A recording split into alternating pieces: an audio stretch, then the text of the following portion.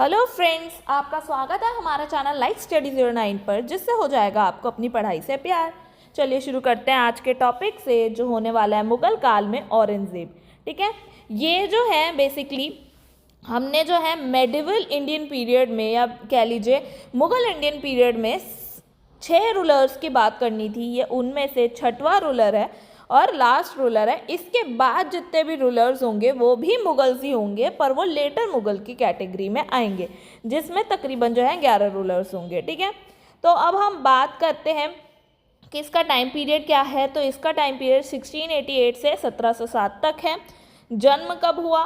तो ये जो है 3 नवंबर 1618 में उज्जैन के निकट दोहरा में, यानी आज के वर्तमान गुजरात में हुआ। ठीक है, चाइल्डहुड नेम बोले तो मोइनुद्दीन जो है उसका नाम था। और अब हम जो है देखते हैं कि भाई नेम्स की क्या हिस्ट्री है, या बेसिकली क्या क्या उनके नाम रहे हैं। ठीक है, क्योंकि चाइल्डहुड नेम तो हमने मोइनुद्दीन देख लिया, और जब थ्रोन पे बैठा था तो औरंगजेब था। तो अब क्या सिर्फ यही नेम थे? नहीं, हमने देखे हैं कई सारे होते हैं। अब जैसे एक बहादुर का टाइटल है, वो भी था।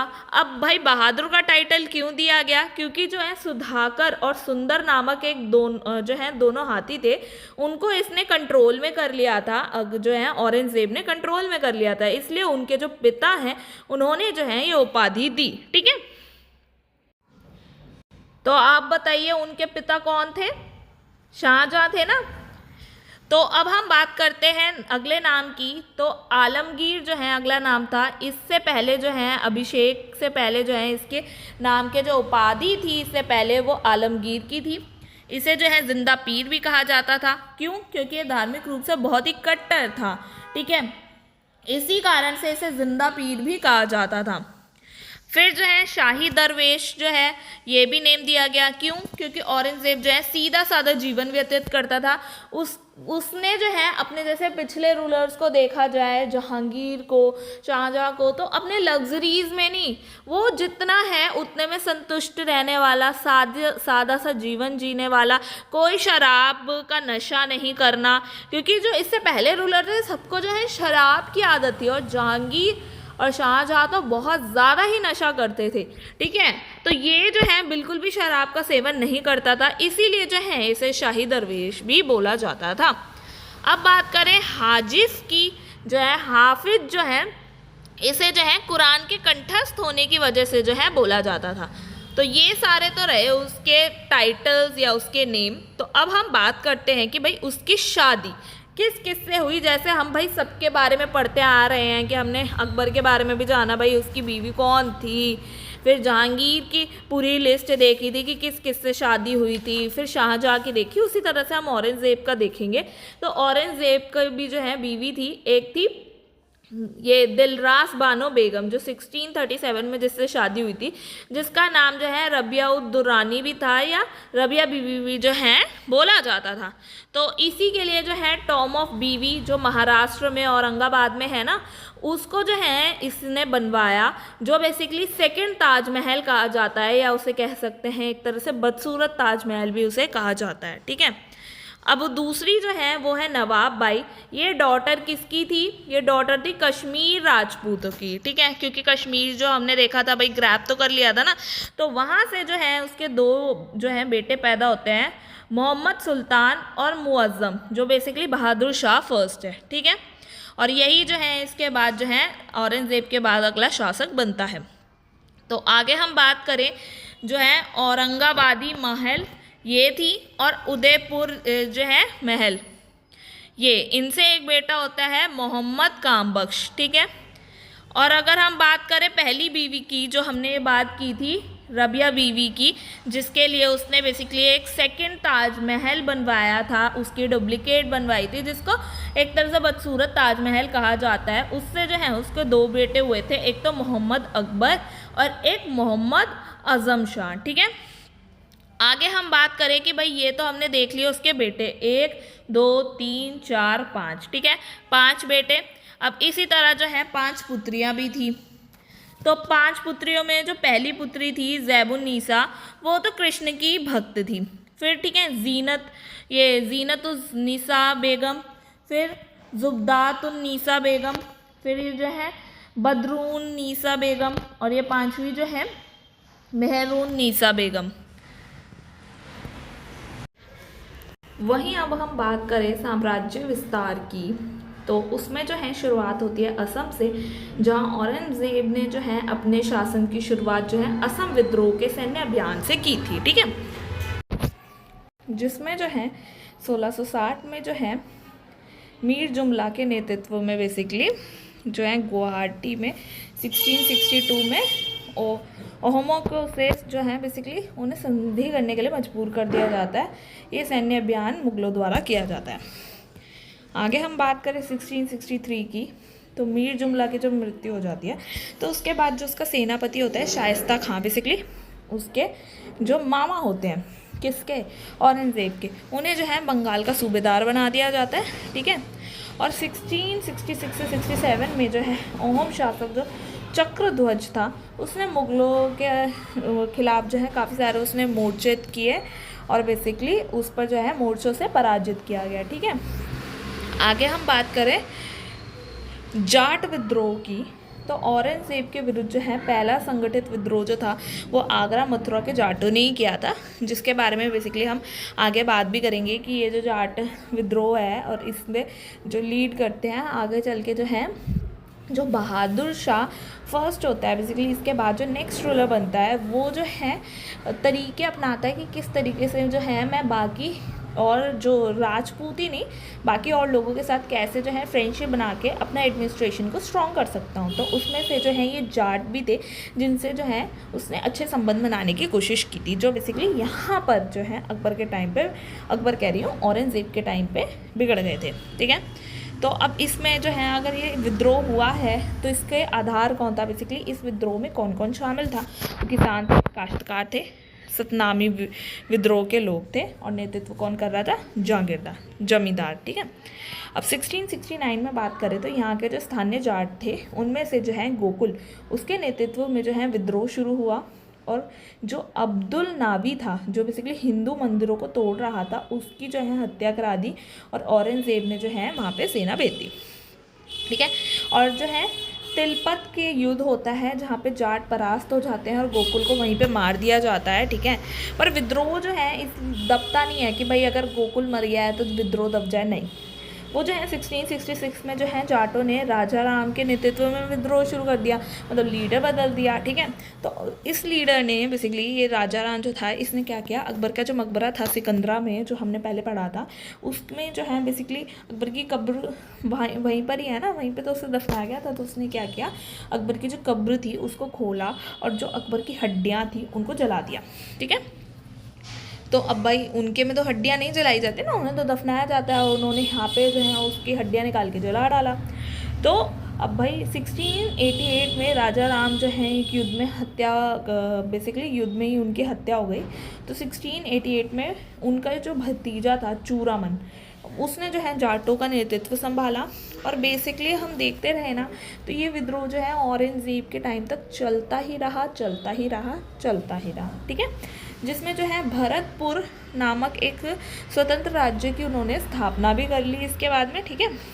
अब हम बात करें सतनामी विद्रोह की, ठीक है। तो जो हमने अभी ऊपर देखा था सतनामी विद्रोह के लोग भी जो है बेसिकली इस जाट विद्रोह में शामिल हुए थे, हमने देखा था ना। आधार कौन था इस विद्रोह का, किसान, काश्तकार, जमींदार लीड कर रहे थे और सतनामी विद्रोह के लोग भी यहाँ पर थे।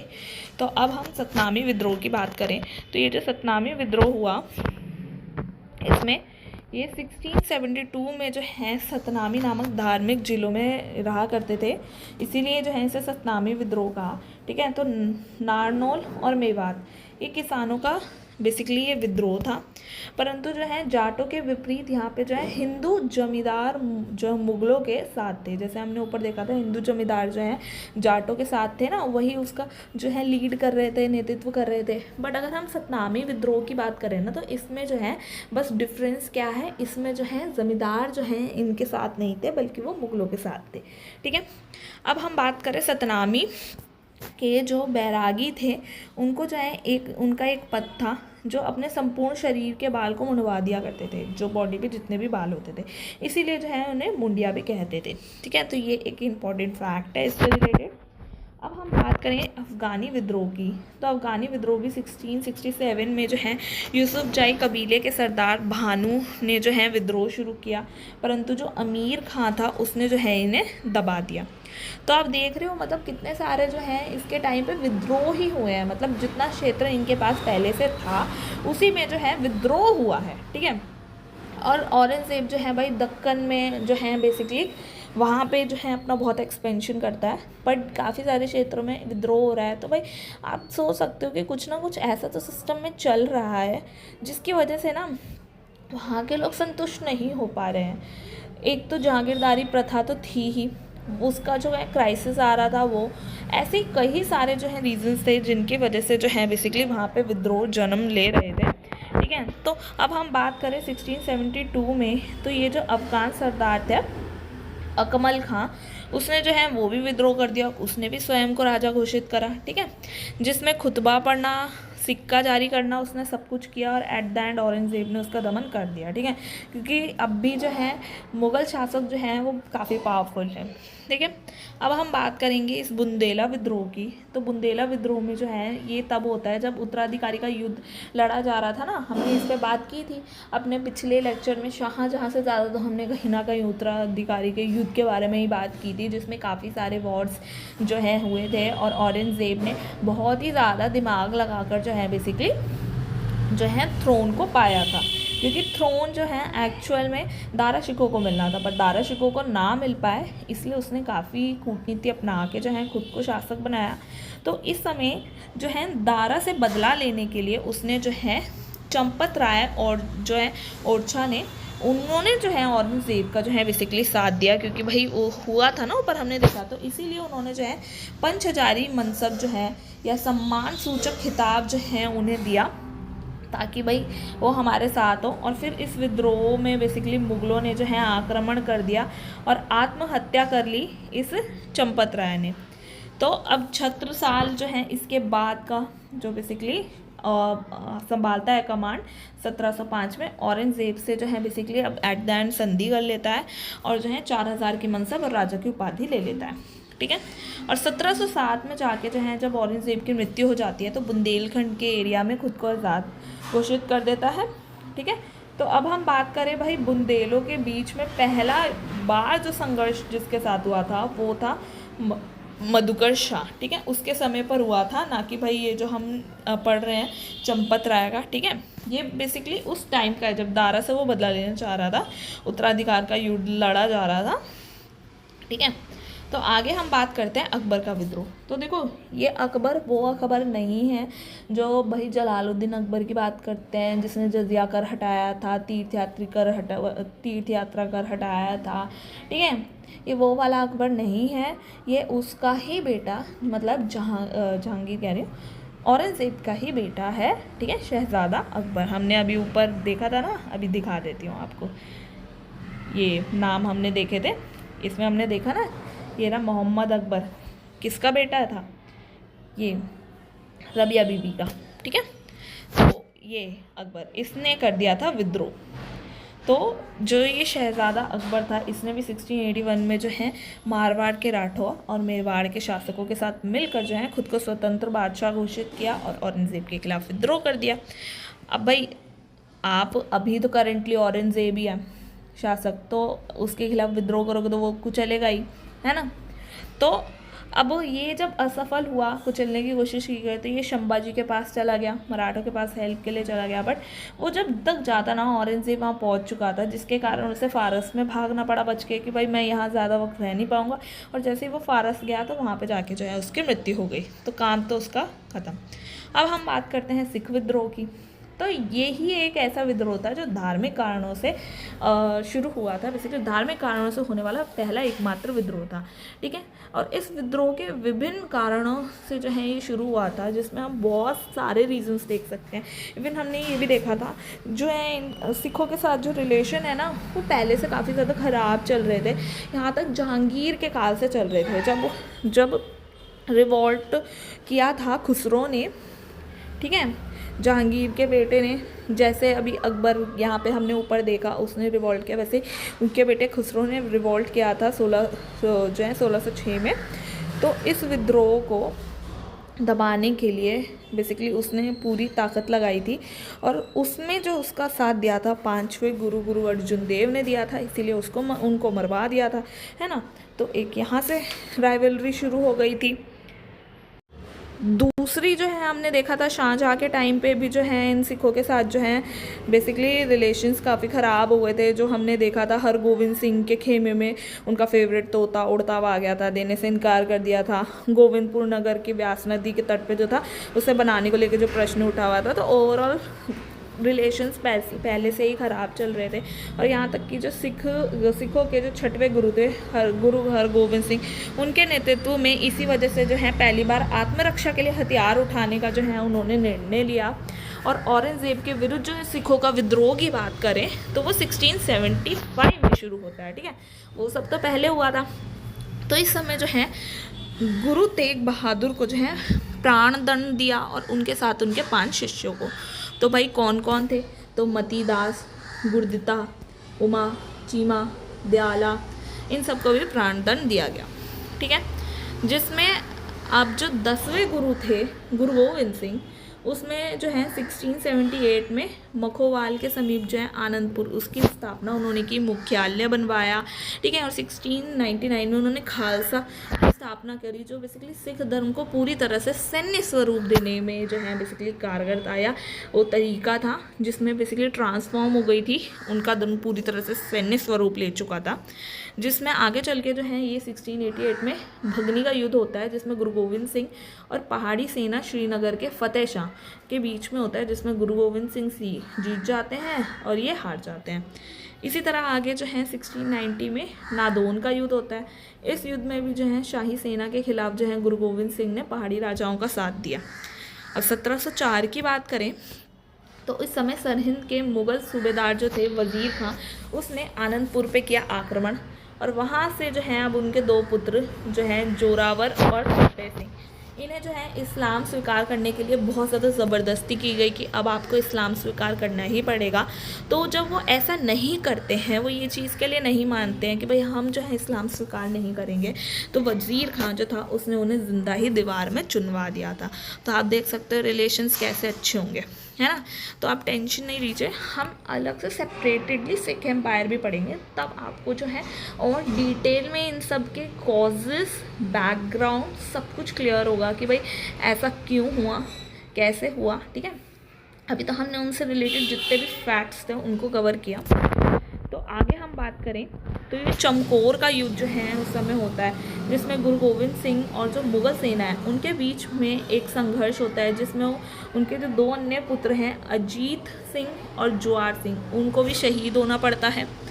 ऐसे ही आगे जो है खिदराना में 705 में अंतिम युद्ध होता है, जिसमें मच्छीवाड़ा के जो हैं जंगलों में भ्रमण करते हुए बेसिकली वो करते हुए पता लगता है कि जो गुरु गोविंद सिंह है औरंगजेब, ठीक है, गुरु गोविंद सिंह के जो एक पत्र देते हैं जफरनामा फारसी में, और मिलने की इच्छा व्यक्त करते हैं कि भाई मुझे मिलना है औरंगजेब से।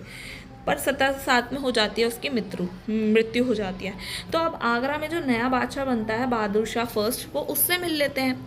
अब उससे तो हमने देखा है कि हमने अभी बात भी की थी, जो बहादुर शाह फर्स्ट है वो तो सबसे जो है रिलेशंस अच्छे बनाने की कोशिश करता है, जिसमें अभी हमने ऊपर जाटों की भी बात की।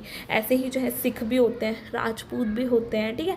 तो उसने मराठा होते हैं, जिनसे भी जो रिलेशंस इस समय पे बहुत बुरे या बेकार चल रहे होते हैं, वो उन सब से जो है अच्छे रिलेशन बनाने की कोशिश करता है, ठीक है। पर आगे चल के हम बात करें इनके साथ जो है दक्षिण जाते समय जो है 708 में जो है छुरा मार के जो है हत्या कर दी जाती है जमशेद खां के पठान द्वारा, ठीक है, जो बहादुर शाह है। और गुरु गोविंद सिंह जी को भी जो है नांदेड़ के भी समीप ही उनकी मृत्यु हो जाती है। आगे हम बात करें औरंगज़ेब की दक्षिण नीतियों की, तो क्योंकि मैंने बोला ना बहुत ज़्यादा एक्सपैंड भी करता है, तो उस समय पे दक्कन में 2 स्वतंत्र सल्तनतें थी, एक बीजापुर की, एक गोलकुंडा की, ठीक है। और इसके अलावा बोले तो भाई मराठा का बहुत ज़्यादा वर्चस्व उस समय चल रहा था। तो इसके अलावा जो है शिवाजी के नेतृत्व में मराठाओं भी जो है दक्कन में मुगलों को चुनौती दे रहे थे, है ना। तो यहाँ पर जो है औरंगजेब द्वारा लड़े गए युद्धों में जो है 2 भागों में बांटा जा सकता है। हम समझने के लिए बांट सकते हैं। एग्जाम्पल के तौर पे अगर हम देखें, एक तो बीजापुर गोलकुंडा के साथ जितने भी अभियान हुए हैं, विलय हुआ है, ठीक है, हम उसके बारे में सेपरेटेड पढ़ सकते हैं। और एक हम पढ़ सकते हैं मराठाओं के साथ जो उनकी 4 पीढ़ियों से क्लैशेस चल रहे थे ना, उसकी स्टोरी को एक सेपरेट वे में पढ़ सकते हैं, जैसे कि शिवाजी, संभाजी, राजा राम, ताराबाई, ठीक है, इन सब के खिलाफ जो है विरुद्ध जो युद्ध हुए उनके बारे में। तो अगर हम अब बात करें मराठाओं के साथ संघर्ष की, तो मुगलों का जो है शिवाजी के साथ पहला संघर्ष जो है 1657 में स्टार्ट होता है, जिसमें शिवाजी ने जो है मुग़ल कब्ज़े वाले अहमदनगर और जुन्नार पर आक्रमण कर लिया था। अब भाई मुग़लों के क्षेत्रों को छीन लिया जाएगा तो मुग़ल कहाँ शांत रहते, तो आगे परेशान ही करते। इसलिए 1659 में हम अगर बात करें अभी आगे शिवाजी जी की ही, तो उन्होंने बीजापुर के सुल्तान अली आदिल शाह के प्रतिनिधि जो अफजल खां हैं उन्हें भी जो है बेरहमी से जो है उसकी हत्या कर दी थी। और 1660 में बात करें तो औरंगज़ेब जो है अपने मामा शाइस्ता खां को जो है शिवाजी पर आक्रमण करने के लिए भेजता है, जो बेसिकली दक्षिण का सूबेदार होता है, अभी हमने ऊपर देखा था, है ना। तो अब वो क्योंकि भाई उनके क्षेत्र छीन लिए तो वो शांत थोड़े बैठेंगे। तो 1663 में जो है शिवाजी ने जो है 400 वीर मराठा सैनिकों के साथ जो है पूना में स्थित महल पर भी हमला बोल दिया, जिस पे शाइस्ता खां जो है सो रहा था उस समय, तो उसे भागना पड़ गया वहाँ से, ठीक है। अब 1664 में शिवाजी ने सूरत बंदरगाह को भी अच्छे से पूरी तरह से लूट लिया, मतलब उनको परेशान करने की मतलब कोई मौका नहीं छोड़ा, अच्छे से लूट लिया। अब ये तो परेशानी है बादशाह के लिए, भाई बार बार जो मराठास हैं वो अटैक करके लूटपाट करके चले जाते हैं। तो 1665 में जो है औरंगज़ेब ने जो है शाइस्ता खां को जो है पराजय और सूरत की लूट की ये जो घटनाएं उससे जो है वो तिल मिला के उसने जो है मिर्ज़ा राजा जय सिंह को बेसिकली भेजा कि भाई एक एक करके उनके सारे किले जीतो और मराठाओं को बिल्कुल ही ग्रैब कर लो, ठीक है, उन पर अटैक कर दो। और अब जो है जब ऐसा हो गया तो पुरंदर की संधि के लिए जो है उन्हें बाध्य किया गया। तो अब ये थी क्या पुरंदर की संधि, तो इस पे हम बात करें तो भाई शिवाजी को बोला गया 4 लाख वार्षिक छूट वाले जो 23 किले हैं वो मुगलों को वापस लौटाओ या उन्हें सौंपो।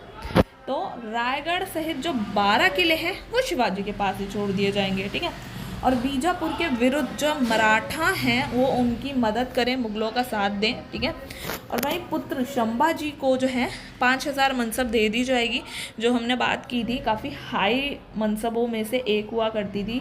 और इसके बाद जो सबसे हाईएस्ट होती थी वो 7000 होती थी, बट ये भी बहुत कम नहीं होती थी क्योंकि जो सबसे लोएस्ट मनसब होती थी वो 10 से शुरू होती थी। तो काफ़ी हाई मनसब जो है दी जाती थी और मुग़ल दरबार में उपस्थित होने को बोला गया। अब क्या है, उन्होंने मान तो ली ये सारी शर्तें, पर 1666 में ही शिवाजी जब आगरे के किला में दीवाने आम में आते हैं, औरंगज़ेब के सामने उपस्थित होते हैं, तो उनको ये महसूस होता है कि उनको जो है सम्मान नहीं दिया जा रहा है, ठीक है।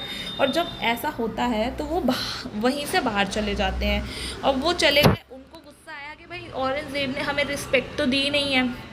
तो इसीलिए शिवाजी जो है इस बिहेवियर से गुस्से में आके उनका जो ग्वालियर का किला था उसमें कैद का आदेश दिया कि ग्वालियर के किले में जो है कैद का आदेश दो। औरंगज़ेब ने गुस्से में होके कि भाई मैंने तुम्हें बुलाया और तुम ऐसे कर रहे हो, एकदम बाहर चले गए, जबकि उनको ये गुस्सा था कि तुमने मेरी रिस्पेक्ट नहीं की। तो उसको जो है किले में कैद करने का आदेश दिया, जिसमें जो है 4 महीने की कैद के बाद जो है शिवाजी वहाँ से भाग कर जो है रायगढ़ पहुँच गया। और 1607 में शिवाजी ने फिर से सूरत को लूटा, मतलब निकल के फिर से उनको परेशान करना, दूसरी बार जीत कर भी भारी मात्रा में धन अर्जित किया। और अब क्योंकि जो शिवाजी की मृत्यु हो जाती है तो उसके बाद जो मराठाओं की भागदौड़ है वो संभाजी के हाथों में आ जाती है। अब होता क्या है, 1689 में बहादुरगढ़ स्थित औरंगज़ेब के शिविरों में जो है संभाजी और उनके मंत्री कवि कलश की हत्या हो जाती है।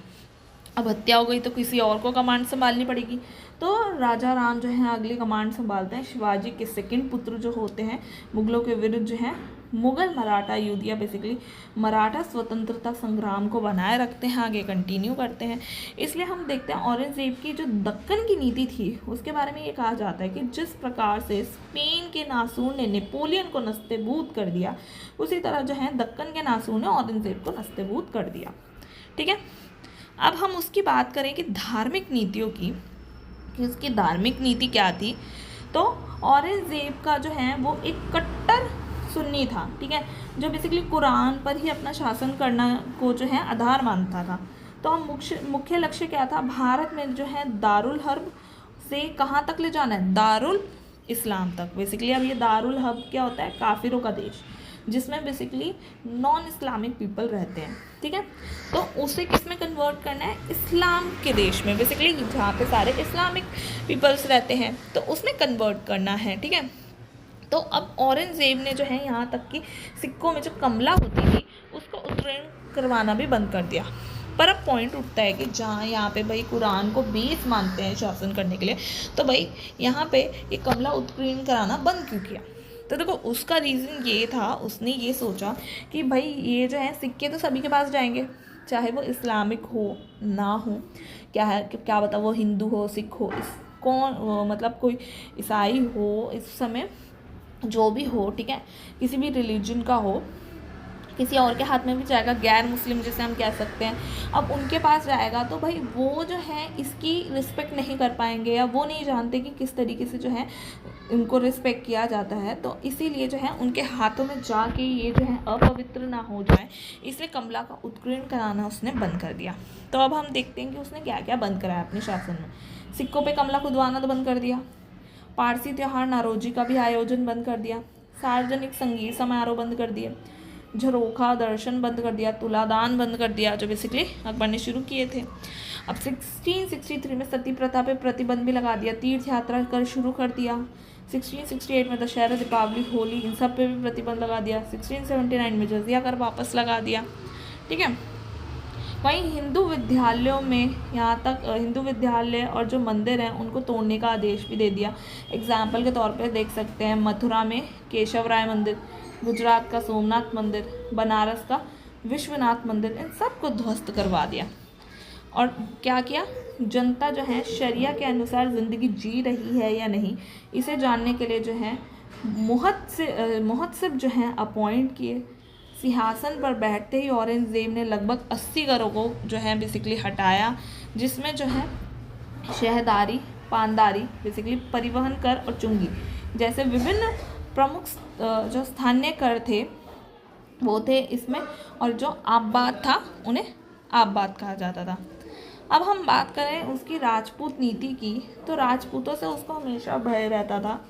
और इसी एग्जाम्पल के तौर पे हम देख सकते हैं आमेर के राजा जय सिंह, मारवाड़ के जसवंत सिंह, मेवाड़ के राज सिंह।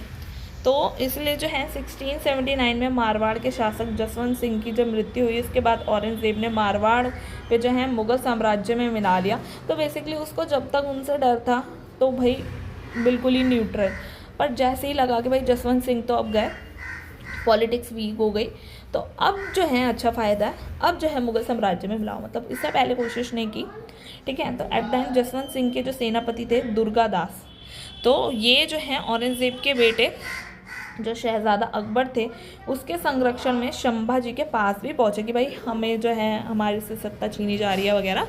तो इसको लेके जो है ये जो दुर्गादास इतिहासकार जो कर्नल ट्रॉट है वो बताते हैं राठौरों का यूलिसिस जो है बेसिकली यूनान का महान योद्धा जो है ये था दुर्गादास, ठीक है। जिसमें हम आगे बात करें 1709 की, तो बहादुर शाह फर्स्ट जो था उस समय पे जो अजीत सिंह था उसने वहाँ पे स्वतंत्र शासक के तौर पे जो है बेसिकली बिठा दिया गया था, ठीक है। तो मतलब मुग़लों के अधीन आया, पर जो बहादुर शाह के टाइम था वहाँ पे जो है उन्हें स्वतंत्र कर दिया गया। अब हम उससे रिलेटेड जो है कुछ मुख्य तथ्यों की बात करें तो औरंगज़ेब के शासन में जो सबसे ज़्यादा जो है हिंदू प्रशासक जो है हमको मिलते हैं, चाहे वो कितना ही कट्टर क्यों ना हो, पर एडमिनिस्ट्रेशन में सबसे ज़्यादा हिंदू जो हैं वो यहीं मिलेंगे।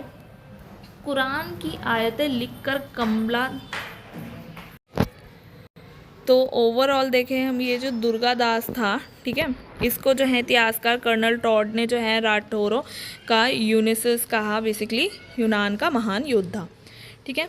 जिसे बेसिकली जो है 1709 में बहादुर शाह फर्स्ट ने जो है अजीत सिंह के बेसिकली अंडर जो है स्वतंत्र शासक घोषित कर जो है उसे बिठा दिया।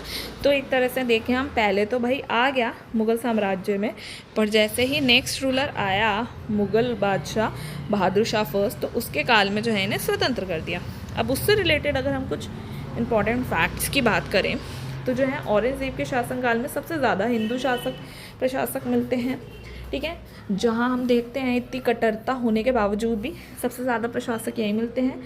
कुरान की जो आयतें हैं उसे लिख कर जो है बेसिकली उससे वो कमाया करता था, और जो कमाया करता था उससे वो टोपी का खर्चा निकाल लेता था। महाकवि देव जो थे उनके संरक्षण बेसिकली उनके भी संरक्षण में रखे गए थे। और औरंगज़ेब के समय ही जो है फ़ारसी में संगीत पर जो है सबसे ज़्यादा टीकाएँ लिखी गई, जबकि वो काफ़ी कट्टर था इन सब को लेकर, ठीक है। फिर भी देखा जाए तो सबसे ज़्यादा टीकाएँ भी उसी के काल में मिलती हैं। स्थापत्य कला की बात की जाए तो लाहौर में बादशाही मस्जिद, बीबी का मकबरा और लाल किले में मोती मस्जिद आगरा में, ठीक है, तो वो जो है उसने बनवाया। उसकी पुत्री की बात करें जबुनीसा की, तो वो कृष्ण भक्ति, ये भी हम बात कर चुके हैं। अब बात करें औरंगज़ेब की बायोग्राफी की, ऑटोबायोग्राफी नहीं बायोग्राफी, तो जो थी आलमगीर नामा, जो कि लिखी किसके द्वारा गई, काजिम शिराजी, ठीक है। मृत्यु कब होती है, 1707 में अहमदनगर जो है महाराष्ट्र। टॉम कहाँ पे है, दौलताबाद महाराष्ट्र। तो आई होप आपको आज की क्लास अच्छी लगी होगी। अगर आपको आज की क्लास अच्छी लगे तो प्लीज़ लाइक शेयर सब्सक्राइब करना ना भूलें, बेल आइकन को दबाना ना भूलें, कमेंट्स में अपने फीडबैक ज़रूर दें। मिलते हैं नेक्स्ट वीडियो में, तब तक के लिए गुड बाय।